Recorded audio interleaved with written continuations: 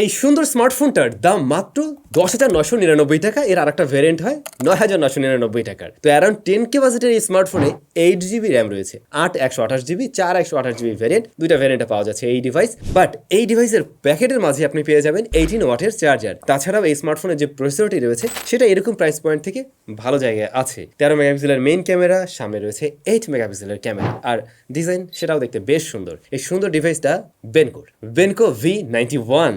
বেনকোর বেশ কিছু ডিভাইস এবছরে লঞ্চ হয়েছে, তো তার মধ্যে এটাও নতুন একটা ডিভাইস আর কি। অ্যারাউন্ড 10K বাজেটে যারা স্মার্টফোন কেনার চিন্তা ভাবনা করছিলেন, একটু নড়ে সরে বসুন, কারণ আপনার জন্য দারুণ কিছু থাকছে এই ভিডিওতে। বক্স কন্টেন্টও দারুণ ছিল এই স্মার্টফোনের। যেমন আমরা স্মার্টফোনটি পেয়েছি, এটাকে চার্জ করার জন্য চার্জার রয়েছে, কেবল রয়েছে সিম এজেক্টর টুল, এবং অবশ্যই ইয়ারফোনও রয়েছে, যে বিষয়টা তো বিলুপ্ত প্রায়। এখনকার দিনে আমরা ম্যাক্সিমাম স্মার্টফোনের বক্সে এমন কিছু পাই না। যাই হোক, ধন্যবাদ তাদেরকে। তো এই ডিভাইসটা যেমনটা আমি শুরুতেই বললাম, দুইটা ভ্যারিয়েন্টে বাংলাদেশ মার্কেটে লঞ্চ হয়। একটা হলো 8/128GB, আর একটা 4/128GB। 4-এর সাথে 128GBটা সুন্দর প্যাকেজ, ঠিক আছে। 4/128GB ভ্যারিয়েন্টের প্রাইস হলো গিয়ে 9,999, আর পরবর্তী ভ্যারিয়েন্টের অর্থাৎ 8GB ভ্যারিয়েন্টের দাম 10,999 টাকা। তো স্মার্টফোনটা ডিজাইন আপনারা যেমনটা দেখছেন, আধুনিক যুগের স্মার্টফোনগুলোর ডিজাইনের মতোই তারও সুন্দর একটা লুকসে এসছে। রিয়ার প্যানেলটা একদমই গ্লোসি, এটা দেখতে গ্লাসের মতো লাগবে, বাট এটা আসলে প্লাস্টিকে তৈরি। ফিঙ্গারপ্রিন্ট বেশ ভালোভাবে বসে, মুছে টুছে ব্যবহার করতে হবে, আদারওয়াইজ আপনি কেস ব্যবহার করতে পারেন, সেই ক্ষেত্রে আর কি দাগটাগ পড়ার পসিবিলিটি নেই। ক্যামেরা মডিউলটা আমরা দেখছি গোল,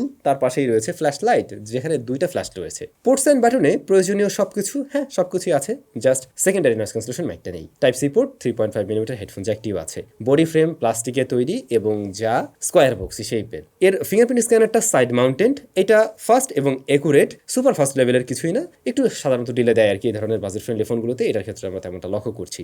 তো ওভারঅল বিল্ড কোয়ালিটি মোটামুটি ভালোই লাগছে আর কি, বাট এরকম প্রাইস পয়েন্ট থেকে এর ডিজাইনটা ভালো লাগবে ম্যাক্সিমাম মানুষের আশা করছি। Alright, very good. যদি আসি এর ডিসপ্লে সেকশনে, এখানে আমরা দেখতে পাই 6.56 ইঞ্চের একটি প্যানেল রয়েছে, যাতে একটি ওয়াটার ড্রপ নস রয়েছে। এই ডিভাইসটার এত ভালো জায়গা দেখছি, যদি পাঁচল কাটার দিয়ে আসতো, এই ডিভাইসটা ওভারঅল লুকসের দিক থেকে আরও এগিয়ে থাকতো। এবং আমি বিশ্বাস করি বা আমি চাই 2024 সাল থেকে এই কাট আউট দিয়ে আর ফোন না আসুক, সবগুলোতে পাঁচল কাটাটাই আসুক, সেটা আন্ডার 10K, অ্যারাউন্ড 10K এর আশেপাশে আর কি। তো এটা HD+ রেজুলেশনের, বাট ওরা পুষিয়ে নিয়েছে 90 হার্টজ দিয়ে। তো এরকম প্রাইস পয়েন্টে 90 হার্টজ HD+ কম্বোটা ঠিকঠাক আছে বলে আমি মনে করি। জাস্ট মিস করছি পাঁচল কাট আউটটি। আর এটার কালার রিপ্রোডাকশন বেশ ভালো। হ্যাঁ, এটা IPS LCD প্যানেল হলেও এটার কালার রিপ্রোডাকশন ম্যাক্সিমাম মানুষের কাছেই ভালো লাগার কথা। আবার যেমনটা দেখছি, এই ডিসপ্লেটা বেশ রেসপন্সিভ, টাচ নিয়ে আমাদের কোনো প্রবলেম ফেস করতে হয়নি। অনেক বাজেট ফ্রেন্ডলি স্মার্টফোনে দেখা যায় টাচ মিস করে, একটু ভালোভাবে টাচ করা লাগে। এটার ক্ষেত্রে ওই ধরনের প্রবলেম ফেস করিনি। ইনডোর লাইটিং কন্ডিশনে বা শ্যাডো এরিয়াতে আমরা এটাকে ঠিকঠাকভাবে দেখতে পেয়েছি।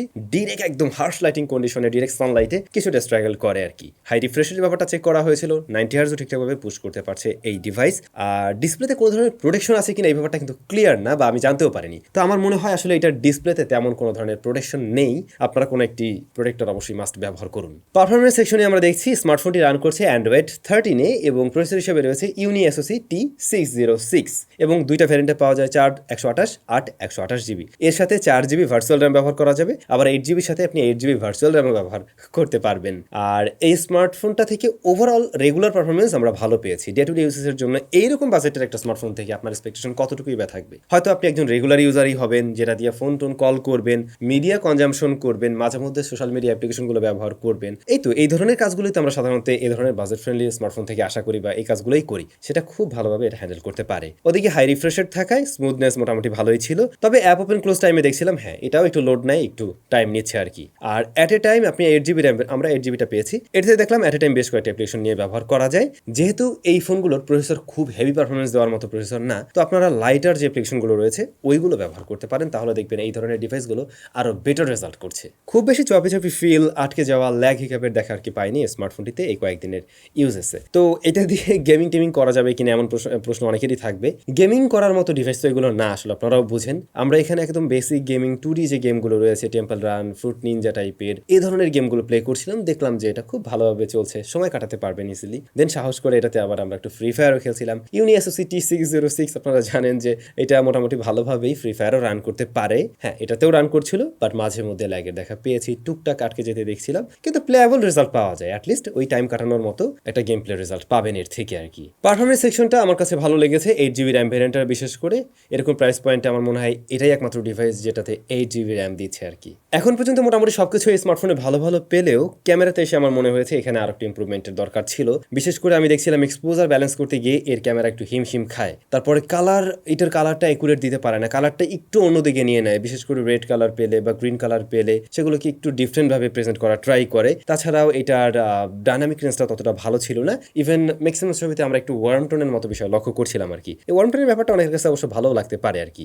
আর যদি একদম পারফেক্ট লাইটে আর কি ছবি তোলা যায় সেক্ষেত্রে আপনি এর থেকে আর কি কাজে লাগানোর মতো ছবি পাবেন। বাট ওভারঅল ক্যামেরা সেকশনটা আরেকটু লেস কন্ট্রাস্টি হলে এবং এটার এক্সপোজার ব্যালেন্সটা আরেকটু বেটার হলে আর কি সুন্দর ছবি পাওয়া সম্ভব হতো। এটার ক্যামেরাতে আরেকটু ইমপ্রুভমেন্টের সুযোগ ছিল মেইন ক্যামেরায়। এটা দিয়ে লো লাইটেও ছবি তোলা হয়েছিল। লো লাইটে আসলে এই ধরনের স্মার্টফোন খুব একটা ভালো রেজাল্ট করে না, ওর থেকে আমরা তেমন কোনো ভালো রেজাল্ট পাইনি আর কি। একটু বেশি কন্ট্রাস্টি মনে হয়েছে এখানে এবং নয়েজ গ্রেনের দেখাতেও ছিলই আর কি। একটু লাইট টাইট থাকলে রাত্রেবেলা সেগুলো কাজে লাগাতে পারছেন। এর পাশাপাশি আমরা দেখছি এটাতে পোর্ট্রেট মোড আছে, এস ডিরেকশনে টুকটাক মিসম্যাচ করে আর কি। আর ব্যাকগ্রাউন্ড ব্লারনেসটা অনেকের কাছে আর্টিফিশিয়াল লাগবে, আমার কাছেও একটু এরকমই মনে হয়েছে। কোনো জায়গায় খুব এগ্রেসিভলি ব্লার করার ট্রাই করে আর কি। আর এক্সপোজার ব্যালেন্সে এখানেও হালকা ইস্যু ছিল। ফ্রন্ট ফেসিং ক্যামেরাটা 8 মেগাপিক্সেলের, এইটা দিয়ে কাজ চলবে। এইটা তো আমরা ওয়ার্ম টোন লক্ষ্য করছি, যেমনটা একটু ইয়ালিশ টাইপের একটা ভাইব দেয়।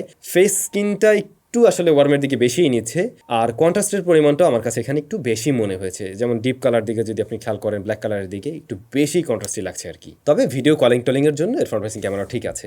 ভিডিও রেকর্ড করা যায় সর্বোচ্চ এই স্মার্টফোনে 1080p 30fps এ। ভিডিও কোয়ালিটিও একদমই অ্যাভারেজ। ক্যামেরা সেকশনটাতে আরেকটু ইমপ্রুভমেন্ট দরকার ছিল আর কি এই স্মার্টফোনের। তো ক্যামেরা সেকশনটা যদি আমরা 9999 দিয়ে কিনি তাহলে মনে হবে হ্যাঁ অনেকের সাথে মোটামুটি পাল্লা দিচ্ছে ভালোই, বাট যখন কিনা 11,000 দিয়ে কিনবেন অর্থাৎ বড় ভাইকে, তখন মনে হবে না এরকম প্রাইস পয়েন্ট আমি আরেকটু বেটার ক্যামেরা আশা করি। তো ওরা আই হোপ নেক্সট টাইম এই বিষয়গুলো একটু মাথায় রাখবে। ভালো ছিল স্মার্টফোনের ব্যাটারি এবং ব্যাটারি সেটআপটা আর কি। অর্থাৎ এর মাঝে রয়েছে 5000 mAh এর ব্যাটারি, যার ব্যাকআপ ভালো ছিল। 90 Hz অন টন রেখেও এই স্মার্টফোন মানে একটু হেভি ইউজ করেও আপনি একদিন শেষে দেখবেন যে 10% 20%-এর মতো ব্যাটারি আছে আর কি। লাইক এইটার ডিসপ্লেটা তো এইচডি প্লাস রেজলিউশনের, খুব বেশি ব্যাটারিও বার্ন করে না। আবার এর চার্জারটা হলো গিয়ে 18 ওয়াটের, যা এরকম প্রাইস পয়েন্টও একটু কমেই দেখা যায়। তো ওটা দিয়ে আপনি মোটামুটি দ্রুত চার্জ করতে পারছেন। এরকম প্রাইস পয়েন্টের জন্য 18 ওয়াট 5000 mAh বেস্ট স্ট্যান্ডার্ড একটা প্যাকেজ আমার মনে হয় আর কি। তো এই প্যাকেজটা আবার ভালো দিকের মধ্যেই থাকবে। দুঃখের বিষয় এই স্মার্টফোনে জাইরোস্কোপ সেন্সরটি নেই, যেটা আমি মিস করছি। এটা থাকতে পারতো আর কি।